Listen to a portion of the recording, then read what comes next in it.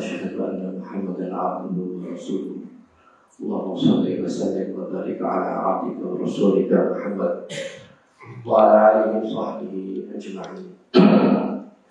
قال الله تعالى في كتابه الكريم أعوذ بالله من الشيطان الرجيم بسم الله الرحمن الرحيم يا أيها الذين آمنوا اتقوا الله حق تقاته ولا تموتن إلا وأنتم مسلمون اللهم ارحمنا بالقرآن. Hadirin jamaah salat subuh Masjid Al-Mu'amalah yang mudah-mudahan dirahmati Allah. Alhamdulillah, puji syukur senantiasa kita haturkan kehadiran Allah Subhanahu wa Ta'ala. Allah Subhanahu wa Ta'ala masih berkenan memberikan kita berbagai nikmatnya, dan sesungguhnya nikmat yang Allah berikan kepada kita sangat-sangatlah banyak. Antaranya yaitu nikmat sehat dan kesempatan. Dan alhamdulillah kita telah sama-sama menunaikan kewajiban kita, yaitu melaksanakan sholat subuh secara berjamaah. Hadirin jamaah rahimakumullah, sebagaimana diumumkan tadi oleh takmir masjid, setelah salat subuh ini akan dilanjutkan dengan taujih atau umumnya ceramah agama dalam rangka kami melakukan satu kegiatan, yaitu gerakan sholat subuh berjamaah. Kita yakin sekali kalau di tempat ini, insya Allah kita sudah tahu di sini alhamdulillah jamaah sholatnya 5 waktu lumayan banyak. Kita tahu benar, tetapi insya Allah ya kami hadir di sini lebih menyemangati lagi, lebih memotivasi lagi, sehingga kita berharap ke depan setelah ini masjid ini akan lebih banyak lagi diisi oleh jamaah sholat 5 waktu, terutama sholat subuh secara berjamaah. Hadirin rahimahullah, kegiatan ini alhamdulillah kami sudah berkeliling di beberapa tempat. Harapannya yang pertama tentunya yaitu membangun ukhuwah Islamiyah di antara kita sama kaum muslimin. Yang kedua, untuk memberikan motivasi ya, untuk meramaikan masjid-masjid Allah, rumah-rumah Allah, terutama memberikan semangat untuk giat melaksanakan sholat subuh berjamaah. Alhamdulillah, mudah-mudahan pertemuan kita ini mendapat rahmat daripada Allah Subhanahu wa Ta'ala. Amin ya rabbal alamin. Hadirin jamaah rahimakumullah, mengapa kita membuat gerakan sholat subuh berjamaah ini? Banyak alasan. Nanti insya Allah akan kami rincikan. Tetapi yang pertama yaitu kita akan sampaikan tentang afdoliyah, keutamaan daripada melaksanakan sholat subuh secara berjamaah. Banyak hadis menjelaskan tentang betapa besarnya, betapa utamanya melaksanakan sholat subuh secara berjamaah. Di antaranya yaitu hadis Rasulullah SAW, man shalla subhi fi jama'ati faka'annama shalla laila kullaha. Siapa yang melaksanakan sholat subuh secara berjamaah, maka dia telah melaksanakan sama dengan dia telah melaksanakan sholat semalam suntuk, semalam penuh. Hadis sahih riwayat Imam Muslim. Jadi siapa yang melaksanakan sholat subuh berjamaah itu dihitung oleh Allah pahalanya sama dengan dia melaksanakan sholat semalam penuh. Tentu kita tidak mampu melaksanakan sholat semalam penuh, sholat malam. Ya, ukuran kita ini mungkin tidak mampu, kecuali mungkin orang-orang terdahulu. Tetapi di dalam hadis ini ada jaminan keutamaan sholat subuh berjamaah itu pahalanya sama dengan melaksanakan sholat semalam penuh. Di hadis yang lain juga riwayat Imam Muslim, siapa yang melaksanakan sholat subuh, sholat subuh bahwa bihi hikmatullah. Siapa yang melaksanakan sholat subuh berjamaah, maka dia berada dalam jaminan Allah Subhanahu wa Ta'ala. Berada dalam jaminan Allah. Jaminan di sini luas sekali maknanya. Ya, yang jelas Allah memberikan banyak kebaikan. Allah akan menjamin rezekinya, Allah akan menjamin kesejahteraannya, dan sebagainya dan sebagainya. Allah yang akan menjamin. Kemudian di antara keutamaan sholat subuh yang lain, orang yang menjaga sholat subuhnya, insya Allah dia selamat. Setidaknya dia selamat dari salah satu sifat orang-orang munafik di zaman Rasulullah SAW. Walaupun kita tidak boleh menuduh orang lain, cepat menuduh orang lain munafik. Tetapi hadisnya memang seperti itu. Mengapa? Hadis ini karena adanya satu ayat firman Allah Subhanahu wa Ta'ala dalam surat An-Nisa ayat ke-143 dan seterusnya. Allah Subhanahu wa Ta'ala berfirman, "Innal munafiqina yukhadi'una Allah wa huwa khadi'uhum. Wa idza qamu ila sholati qamu kusala yura'una an-nasa wa la yadhkuruna Allah illa qalil." Sesungguhnya orang-orang munafik itu hendak menipu Allah. Jadi ayat ini turun di Madinah. Di Madinah ada orang Nasrani. Di Madinah ada orang-orang Yahudi. Dan di Madinah ada juga orang-orang munafik. Munafik ini dia sebetulnya bukan Islam. Munafik yang ada di Madinah ketika itu pura-pura masuk Islam untuk menghancurkan Islam. Jadi ketika Rasulullah SAW hijrah, di Madinah ada dua suku besar, suku Aus dan suku Khazraj. Suku Aus dan suku Khazraj. Salah satu tokoh yang disegani di Madinah yaitu Abdullah bin Ubay bin Salul. Ya, ini tokoh Madinah. Ketika Nabi hijrah dan para sahabatnya, maka pengaruh dan ketokohannya hilang. Karena banyak orang-orang Madinah, orang-orang Yasrib masuk Islam. Maka karena merasa pengaruhnya sudah hilang, untuk melampiaskan kedongkolannya tidak ada jalan lain, maka dia harus masuk Islam. Dia masuk Islam, pura-pura masuk Islam untuk menghancurkan Islam dari dalam. Kalau kita buka kitab-kitab sirah, itu dijelaskan bagaimana usaha-usaha Abdullah bin Ubay ini untuk memecah barisan kaum muslimin. Tapi kita tidak bahas itu. Nah, intinya dia pura-pura masuk Islam untuk menghancurkan Islam. Dan banyak sahabat tidak tahu ternyata Abdullah bin Ubay ini tidak sendiri. Dia punya pengikut. Dia masuk Islam dengan gerbongnya.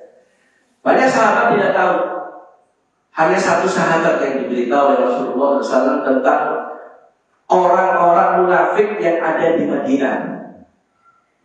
Hanya satu sahabat yang oleh Nabi diberitahu tentang siapa-siapa orang-orang munafik di Madinah. Dia yaitu sahabat Huzaifah bin Yaman radhiyallahu anhu. Huzaifah bin Yaman diberitahu oleh Nabi tentang orang-orang munafik yang ada di Madinah. Yang lain tidak diberitahu. Ya, maka Huzaifah ini diberi gelar Ashabu Sirru Rasulullah SAW. sahabat pemegang rahasia Nabi Sallallahu Alaihi Wasallam. Singkatnya, sahabat banyak tidak tahu siapa orang-orang munafik di Madinah, tapi Allah memberitahu, Allah membongkar orang-orang munafik itu lewat sholat. Nah ini, lewat sholat. Bagaimana cara Allah membongkar? Allah beritahu, innal munafiqina yukhadi'una Allah wa huwa khadi'uhum. Orang munafik itu hendak menipu Allah. Dikiranya Allah tidak tahu kalau mereka itu masuk Islam pura-pura. Padahal kata Allah mereka menipu diri mereka sendiri. Selanjutnya Allah jelaskan cirinya. Wa idza qamu ila sholati qamu kusala. Kalau orang munafik itu sholat, dia sholat, bukan tidak sholat. Jadi orang munafik itu sholat, tetapi sholat malas. Sholatnya itu malas. Ya. Qamu kusala. Itu yang pertama. Karena apa? Dia tidak berangkat dari hatinya, bukan niatnya karena Allah. Yang kedua, yura'ul nas. Mereka ingin dilihat oleh manusia supaya orang itu tahu bahwa mereka ini sholat. Yura'ul nas. Nah, dahulu Bapak sekalian tidak ada lampu listrik seperti ini. Ya, masjid Nabi itu lantainya tanah, tiang-tiangnya itu batang-batang ya korma, atapnya itu ilalang. Apa ilalang itu? Bahasa Bimanya apa ilalang? Ya, ati. Itu atapnya, nggak ada seperti sekarang ini. Sekarang ini kalau kita hati-hati masuk masjid ketika Nabi bisa kemeleset kita jatuh. Dulu lantainya tanah. Ya. Nah, orang munafik dia sholat di waktu-waktu yang seorang dengan orang yang lain itu bisa saling melihat, saling mengenali wajahnya. Tetapi di waktu-waktu yang orang lain tidak bisa mengenali orang lain, itu gak ada mukanya. Jadi mereka dahulu datang ke masjid malam-malam itu melaksanakan sholat isya, terutama sholat isya dan subuh itu.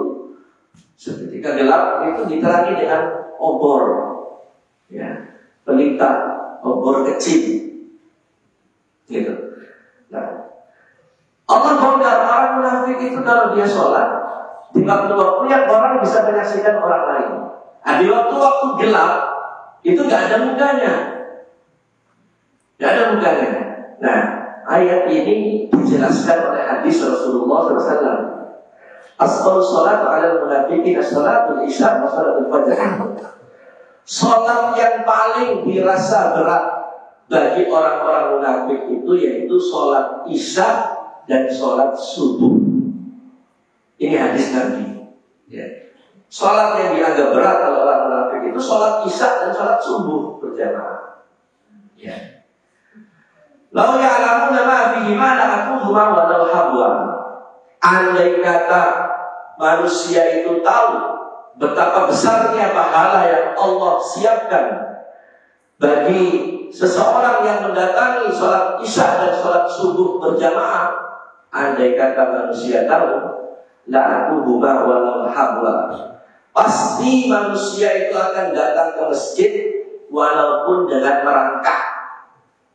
Kalau dia tidak bisa jalan, dia akan merangkak. Kalau saja manusia itu tahu betapa besar pahalanya, ya, mendatangi sholat jamaah, sholat isya dan sholat subuh. Nah, itu orang munafik begitu. Isya dan subuh itu tidak ada mukanya, berat ya. Nah, setidaknya, alhamdulillah, siapapun orangnya yang gemar melaksanakan sholat subuh, sholat isya jamaah, dia selamat dari sifat ini. Kemudian banyak hadis, di antaranya hadis yang lain, salat subuh itu disaksikan oleh malaikat-malaikat Allah SWT. Ya. Inna Qur'an al-Fajri kana mashhuda. Sesungguhnya salat subuh itu disaksikan, maksudnya disaksikan oleh para malaikat Allah Subhanahu wa Ta'ala. Kita tidak bisa melihat malaikat, tetapi kita yakin berdasarkan hadis ini Malaikat-malaikat Allah SWT itu menyaksikan orang yang melaksanakan sholat subuh. Yastanibul malaikatul nahar wa malaikatul lail fi sholatil fajr. Bertemu malaikat yang bertugas di siang hari dengan malaikat yang bertugas di malam hari, bertemunya di waktu subuh. Bertemunya di waktu sholat subuh. Di hadis yang lain dijelaskan Allah Subhanahu wa ta'ala bertanya kepada para malaikatnya. Bukan berarti Allah tidak tahu, Allah Maha tahu.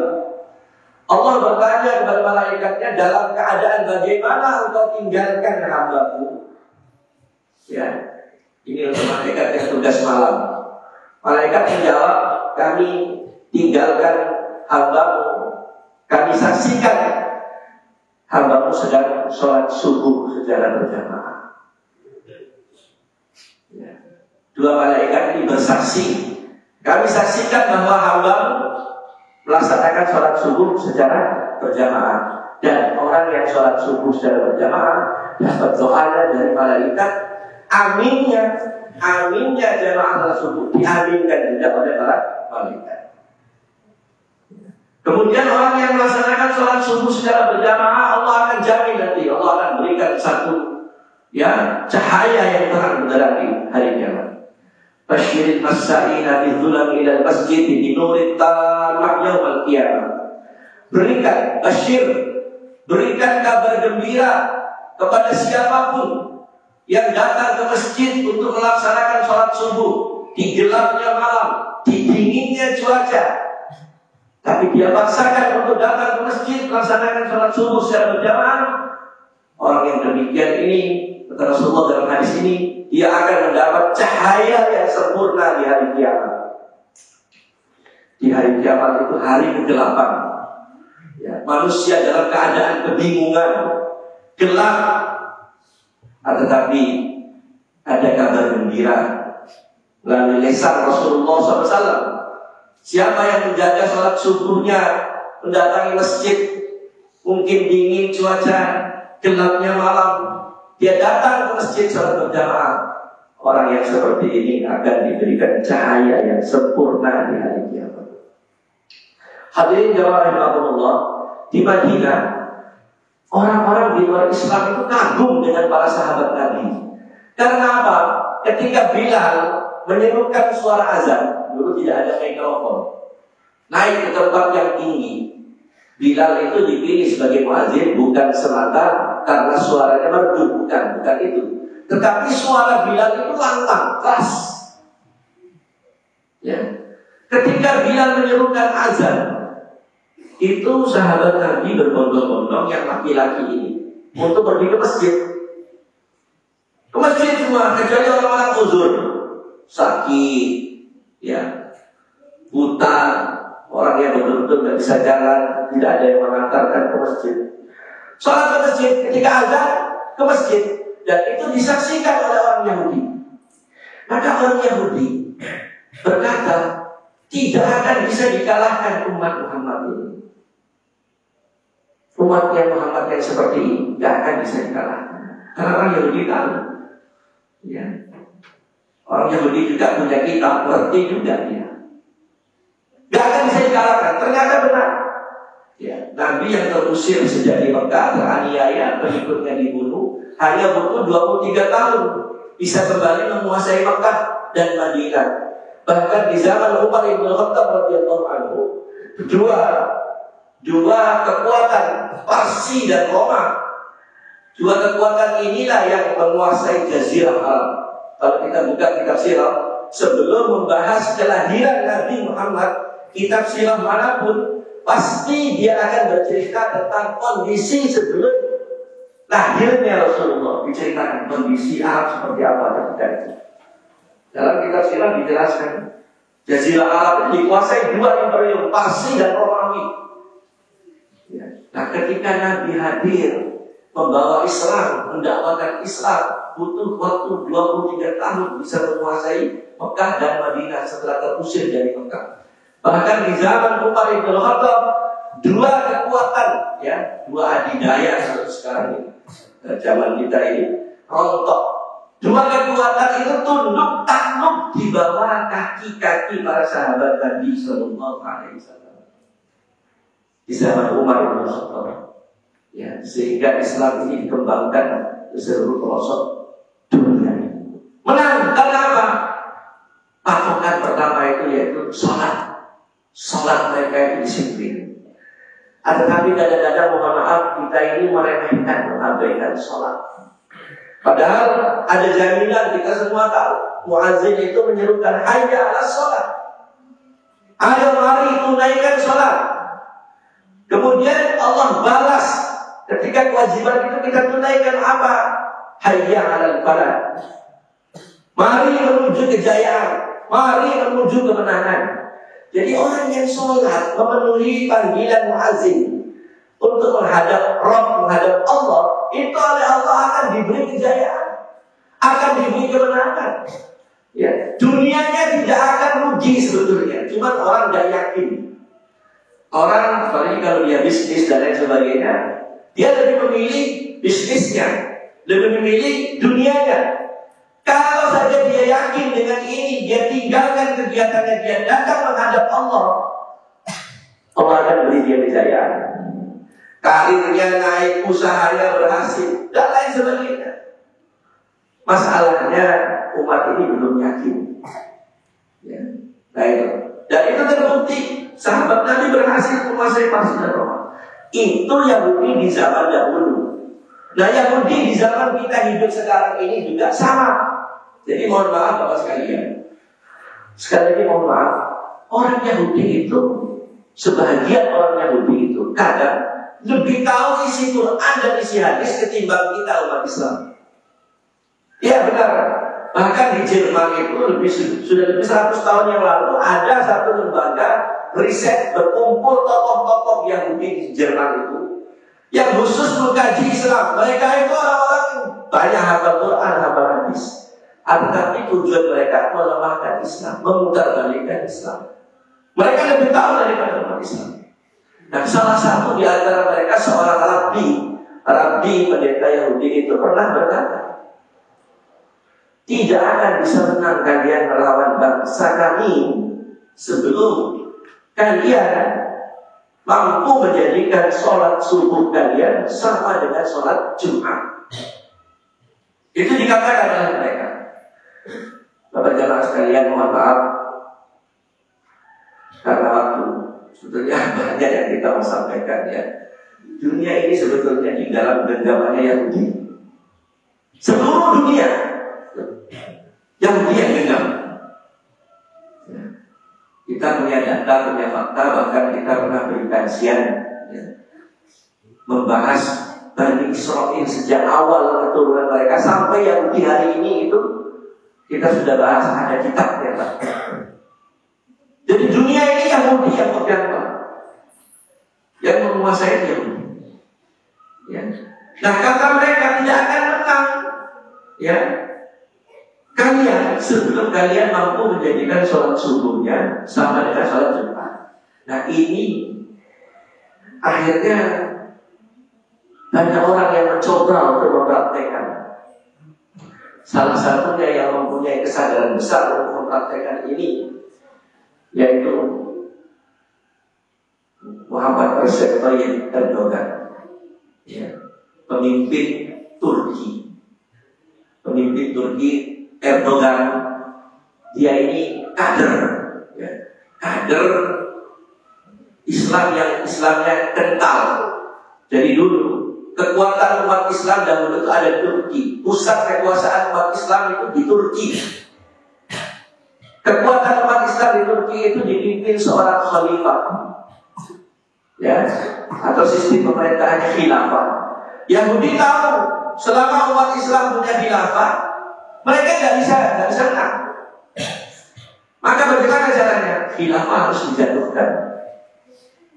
Dikaderlah seorang pemuda, dididik di Inggris dan di Prancis dalam waktu yang lama, namanya Mustafa Kemal. Dididik cara barat, dididik pemahaman sekuler. Akhirnya sudah waktu yang tepat Mustafa Kemal diorbitkan Sultan Abdul Hamid yang kedua pemimpin umat Islam, khalifahnya umat Islam di dunia itu digulingkan. Ini mohon maaf, sebenarnya umat Islam harus tahu ini. Digulingkan pemimpinnya umat Islam, digulingkan. Ya. Sultan Abdul Hamid kedua, ini pemimpin umat Islam seluruh dunia. Dulu termasuk kerajaan Kesultanan Bima ini, itu merupakan bahagian daripada wilayah kekuasaan Turki Ottoman. Ya, Sultan Abdul Hamid II termasuk kerajaan Bima ini. Kalau orang kita yang tua-tua yang ngerti politik tahu pergerakan, kalau dia belum, mohon maaf, kalau dia belum ikut, dia bisa bercerita bagaimana fatwa-fatwa khalifah ketika itu dibacakan di kerajaan, di masjid raja. Dibacakan fatwa-fatwa dari Turki, Pak. Bahkan Bapak kalau mau tahu bukti itu insya Allah belum dihapus di Jogja, ya. Hamengkubuwono itu berkisah sampai hari ini wilayah Kesultanan Jogja itu merupakan, ya, wilayah kekhalifahan Turki. Bukti-bukti sejarahnya, catatan-catatannya itu belum dihapus dan disimpan di Kesultanan Jogja. Bapak bisa lihat di YouTube, ya, klik saja itu Sultan Hamengkubuwono tentang khilafah. Keluar nanti ada 9 menit, nggak salah. Jadi dulu Indonesia ini wilayah khilafah. Nah, mereka tahu umat Islam kalau masih punya pemimpin namanya khilafah, khalifah, sistemnya khilafah, mereka nggak bisa apa-apa, nggak bisa menang, maka dijatuhkan. Jatuhlah khilafah. Sultan Abdul Hamid II dibuang dengan keluarganya. Berubah dari sistem khilafah, berubah. Turki menjadi negara yang sekuler dari negara Islam. Sekuler. Azan diganti bahasa Turki. Azan diganti bahasa Turki. Ya, berapa waktu yang lalu itu kalau jamaah ini pernah mendengar, masih ada yang simpanan suara azan yang berbahasa Turki. Ya, azan diganti bahasa Turki. Bahasa Arab nggak boleh. Sekolah Islam ditutup. Jilbab harus copot. Pakai gamis beginilah, termasuk pakai songkok khas Turki yang ada apa? Ada bentolannya itu, nggak boleh. Dilarang. Ya, madrasah Islam ditutup. Ya. Kota pemerintahan umat Islam yang ada di Turki, pusat pemerintahan ketika itu Istanbul, bukan Ankara. Kalau sekarang ibu kota Turki apa? Dulu Istanbul diganti oleh mereka sampai sekarang menjadi Istanbul. Ini yang tidak banyak orang tahu. Jadi Islam itu dihilangkan, bukan Istanbul, negeri Islam Istanbul diganti oleh mereka sampai hari ini Istanbul. Kisah ini banyak umat Islam yang ngerti banget. Nah, hanya satu madrasah yang dijaga oleh Allah, luput daripada pembasmian rezim sekuler ketika. Nah, hanya satu madrasah. Nah, dari madrasah inilah muncul kader-kader Islam, ya, yang punya sikap istiqomah dalam Islam. Akhirnya muncul pemimpin sebelum Erdogan ini, Najmuddin Erbakan. Erbakan mencoba untuk mengembalikan Islam di Turki. Selama berapa lama gagal, didongkel oleh mereka, dijatuhkan oleh mereka. Muncullah kader dari Erbakan, yaitu Erdogan. Erdogan naik, dia pelan-pelan, ya, pelan-pelan merubah Turki, ekonomi dia bina, Islam mulai diperhatikan. Akhirnya puncaknya dia amalkan satu amal yang luar biasa. Apa amal itu? Melakukan gerakan sholat subuh berjamaah seluruh negeri Turki. Dia lakukan gerakan sholat subuh berjamaah di seluruh negeri Turki. Ya, singkat cerita, beberapa ulama kita, kiai kita pergi ke Turki, ya, untuk melihat bagaimana kondisi kaum muslimin di Turki. Pulang dari Turki, mereka bersaksi, kami saksikan benar bahwa di Turki sholat subuhnya sama dengan sholat Jumat. Salah satu orang yang hadir rombongan itu pergi ke Turki, yaitu Kiai Haji Didin Hafidudin salah satunya. Benar, di Turki sholat subuhnya sama dengan sholat Jumat. Apa yang terjadi? Turki yang sekuler berubah menjadi Islam. Madrasah, pondok pesantren dibuka kembali di mana-mana. Islamisasi ditegakkan. Apa yang terjadi? Sampai hari ini Bapak perlu tahu, ada 7 kekuatan dunia yang diperhitungkan. Salah satunya Turki. Dari terpuruk Pak, 7 kekuatan dunia salah satunya Turki. Bahkan sampai hari ini baik Rusia maupun Prancis tidak berani dengan Turki Pak. Ya, kalau Saudi dia punya minyak, dia mungkin cuma kaya ekonomi, dia punya minyak, itu pun tidak lama lagi mungkin habis, direbut ya sesama. Nah, tapi Turki hari ini ekonominya meroket Pak, dan dia punya kekuatan militer yang ditakuti dunia. Rusia tidak berani, Prancis tidak. Karena apa? Salah satu tekad Erdogan membangun kekuatan umat Islam di Turki melalui gerakan sholat subuh berjamaah. Akhirnya Turki menjadi jaya sampai hari ini. Maka oleh karena itu Bapak sekalian, usaha kami yang kecil ini tujuannya bagaimana memberikan kesadaran kepada umat. Kita ingin punya andil walaupun secuil untuk membangun bangsa ini, untuk menyadarkan anak bangsa ini. Kalau ingin jaya, perhatikan sholat. Kalau kita ingin kuat, perhatikan sholat. Terutama sholat subuh berjamaah. Dan itu sudah dibuktikan oleh Erdogan di Turki, berhasil Pak. Ya. Itulah harapan kami. Ya. Mudah-mudahan dengan amal kecil ini, di mana-mana nanti umat sadar untuk meramaikan masjid-masjid Allah, terutama sholat subuh berjamaah. Ya, sudah ada contoh bagaimana Turki berjaya itu melalui gerakan sholat subuh berjamaah. Kemudian yang terakhir, Bapak sekalian, kalau kita tidak ingin kuat menjadi bangsa yang dihitung oleh dunia, umat Islam terbesar itu ada di negeri kita Pak. Kalau negeri kita ini ingin jaya, yang pertama dari sholat, yang kedua jaga persatuan. Ya, jaga persatuan. Untuk tegaknya satu kebatilan, itu mereka yakin bersatu menang, bercerai lemah. Kebatilan, apalagi kita. Mestinya itu kita yang kenalkan. Bersatu jaya. Maka oleh karena itu kalau kita ingin jaya, kita ingin keluar dari keterpurukan berbagai macam hal di negeri ini, bersatulah wahai kaum muslimin, jaga persatuan, jaga sholat, jaga persatuan. Bukan waktunya lagi saling menunjuk, saling melemahkan. Tidak ada lagi yang NU menyalahkan Muhammadiyah menyalahkan.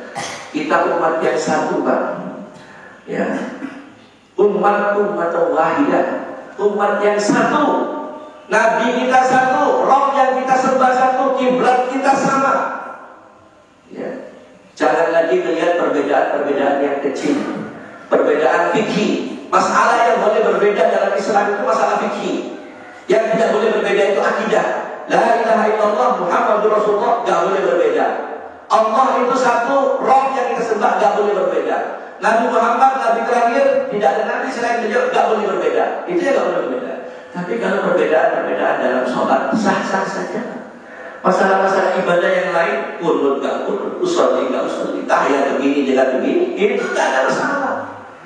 Kita pergi ke Mekah, kita saksikan di sana berapa macam model orang sholat. Gak ada orang ribut Pak. Gak ada orang ribut. Bahkan jemaah haji, jemaah umroh terbesar itu dari Indonesia. Gak pernah orang di Arab sana bilang bagaimana sholat ente kalau seperti itu, bagaimana begini. Gak ada. Karena apa? Mereka orang berilmu, ngerti Pak. Mereka meyakini orang-orang ini mazhabnya Syafi'i, tentu dia ikut guru-gurunya, ikut kiai, punya kitab yang dipegang. Jadi kalau kita paksakan orang Saudi mazhabnya Hambali, memaksakan orang yang mazhab Syafi'i ini mereka, ya betul Pak, ribut Pak. Ya kan ada ribut. Maka sekarang bukan waktunya. Ya, hargai perbedaan itu. Perbedaan itu bukan dari zaman kita. Sahabat Nabi yang melihat Nabi masih berbeda. Ya, cuma saya tidak bisa jelaskan karena waktu.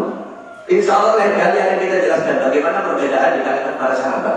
Sama melihat Nabi berbeda, apalagi kita. Jadi yang perlu kita sadari, kita ini umat yang satu, umat Rasulullah, kiblat kita sama. Jaga persatuan, jaga hati. Jangan menyinggung, mencitrai orang lain, melukai orang lain, memvonis orang lain. Karena mereka saudara kita, sama-sama kaum muslimin. Hargai perbedaan. Perbedaan itu sah-sah saja. Yang tidak boleh berbeda itu akidah. Jadi itulah, kalau kita ingin jaya, jaga salat kita, jaga persatuan di antara kaum muslimin. Insya Allah Allah akan angkat, ya. Allah akan angkat derajat kita, Allah akan jaga negeri kita, Allah akan berikan kekuatan kepada negeri kita yang kita cintai. Insya Allah. Ada demikian saja Bapak Ibu jemaah salat subuh yang mudah-mudahan dirahmati Allah. Mudah-mudahan pertemuan kita berbarokah, dan membawa kebaikan untuk kita bersama. Kami akhiri dulu tauhid ini, mudah-mudahan bermanfaat adanya. Kurang dan lebihnya kami mohon maaf. Subhanallah wa bihamdika asyhadu an la ilaha illa anta astaghfiruka wa atubu ilaik. Assalamualaikum